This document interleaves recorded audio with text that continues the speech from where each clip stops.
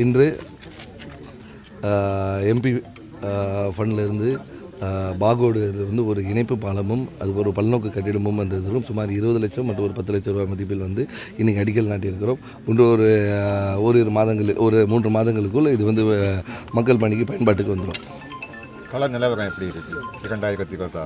2020 கள நிலவரங்கள் ரொம்ப நல்லா இருக்குது. கன்னியாகுமரி மாவட்டம் வந்து எப்போதும் போல் வந்து நல்ல சிறப்பாக இருக்கிறது. தேர்தல் நெருங்கி கொண்டு வர நேரத்தில் எல்லாரும் வந்து தேர்தல் பணிகளில் வந்து ஆர்வமாக ஈடுபட்டு கொண்டு இருக்கிறார்கள். கூடிய விரைவில் ஒரு நல்ல விஷயம் எல்லாருக்கும் கிடைக்கும்.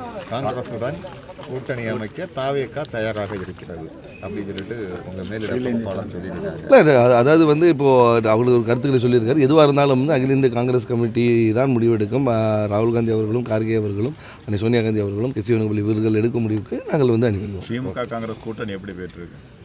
நல்லா போயிட்டு இப்போ இந்த நாள் கூட வந்து சிஎம் அவர்கள் வந்து நம்ம கன்னியாகுமரி மாவட்டத்துக்கு வந்து நேற்று 2 நாட்கள் இருந்து பல நலத்திட்டங்களை வந்து நம்ம கன்னியாகுமரிக்கு கொடுத்திருக்கிறார்கள்.